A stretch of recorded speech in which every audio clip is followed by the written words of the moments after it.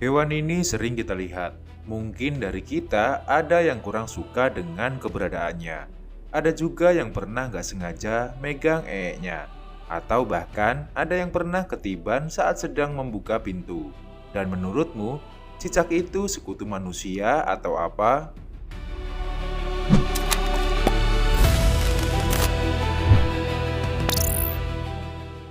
Baiklah, hari ini kita akan membahas cicak, khususnya cicak yang ada di rumah. Cicak rumah yang paling umum kita temui di Indonesia adalah Hemidactylus frenatus. Dalam bahasa Inggris sering disebut common house gecko atau Asian house gecko.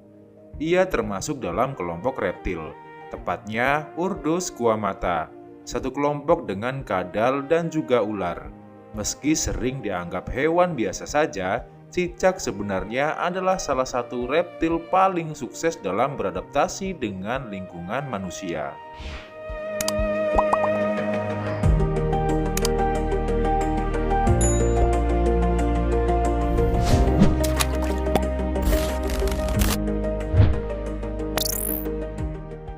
Cicak rumah memiliki ukuran tubuh yang kecil, rata-rata sekitar 7-12 cm termasuk ekor. Warna tubuhnya cenderung abu-abu pucat, kadang agak transparan, dan bisa sedikit berubah tergantung suhu serta pencahayaan. Matanya besar, tanpa kelopak yang bisa berkedip seperti manusia. Itu sebabnya cicak terlihat selalu menatap. Untuk menjaga kelembapan dan kebersihan mata, ia akan menjilat matanya sendiri. Jadi, kalau kamu pernah melihat cicak seperti sedang membersihkan wajah, sebenarnya dia sedang merawat matanya.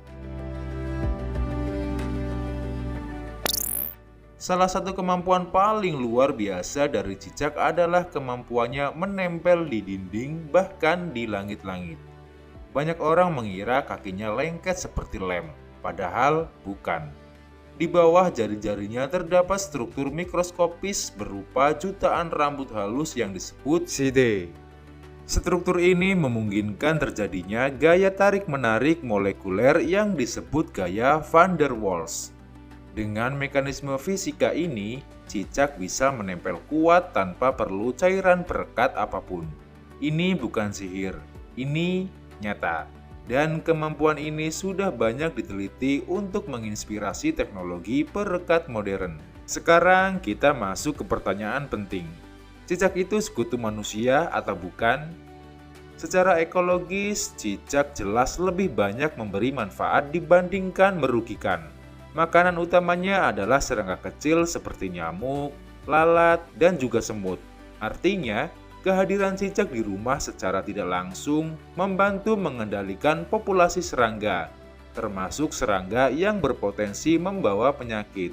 Dalam konteks ini, cicak bisa dibilang sekutu alami manusia dalam skala kecil. Namun tentu saja, bukan berarti cicak sepenuhnya tanpa resiko. Kotoran cicak bisa mencemari makanan jika jatuh di tempat terbuka. Seperti hewan lainnya, cicak juga bisa membawa bakteri tertentu. Oleh karena itu, kebersihan tetaplah penting. Menutup makanan dan rutin membersihkan area dapur adalah langkah sederhana yang paling efektif. Jadi, bukan cicaknya yang harus selalu disalahkan, tetapi bagaimana kita mengelola kebersihan lingkungan rumah. Menariknya, cicak juga memiliki kemampuan autotomi, yaitu memutuskan ekornya sendiri ketika merasa terancam. Jika kamu pernah melihat ekor cicak yang masih bergerak-gerak padahal sudah terlepas, itu adalah mekanisme pertahanan. Gerakan tersebut mengalihkan perhatian predator, sementara cicaknya kabur. Ekor itu nantinya bisa tumbuh kembali, meski bentuknya biasanya tidak seindah ekor asli. Proses ini membutuhkan energi besar, jadi cicak tidak sembarangan melakukannya.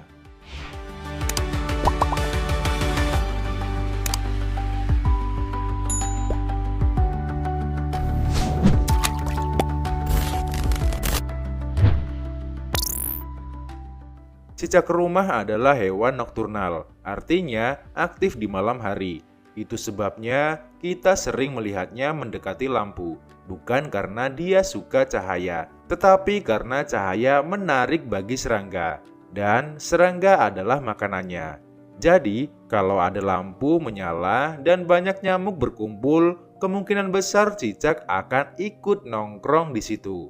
Dalam hal reproduksi, cicak berkembang biak dengan cara bertelur. Biasanya, betina akan menghasilkan 2 butir telur kecil bercangkang keras. Telur ini sering diletakkan di celah tembok, di balik lemari, atau sudut ruangan yang tersembunyi.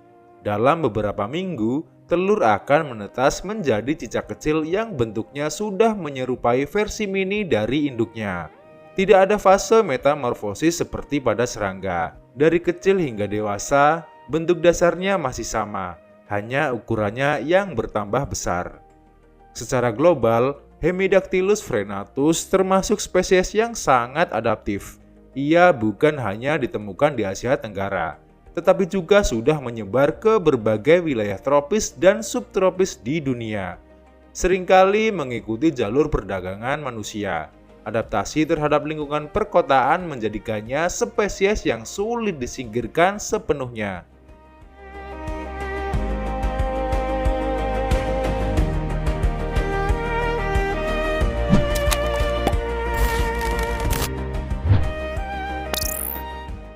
Kalau dibandingkan dengan tokek, cicak rumah ukurannya jauh lebih kecil dan suaranya tidak sekeras tokek.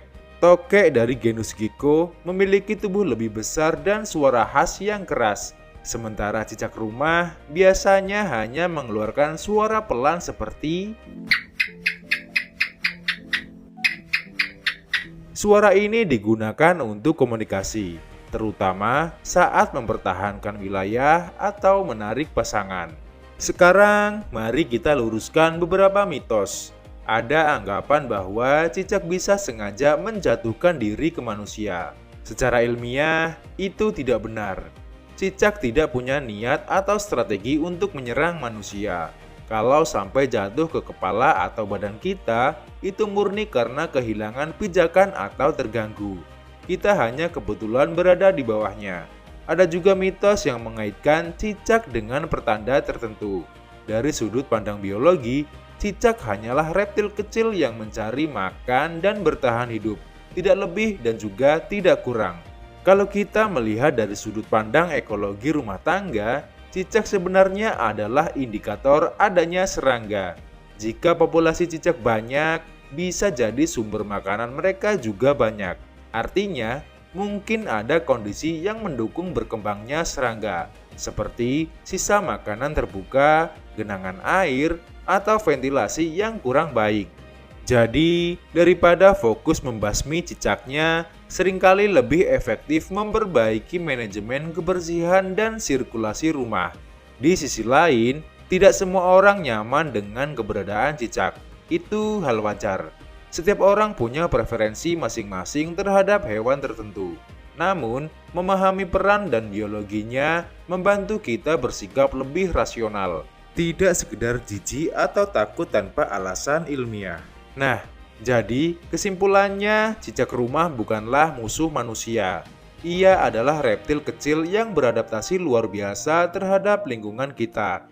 Ia membantu memangsa serangga, memiliki sistem perekat alami yang menginspirasi teknologi, mampu memutuskan ekor demi keselamatan, dan bertahan hidup berdampingan dengan manusia selama ratusan bahkan ribuan tahun. Jadi, cicak itu sekutu manusia atau bukan? Secara ilmiah, dalam banyak situasi, jawabannya ya. Ia lebih banyak membantu daripada merugikan.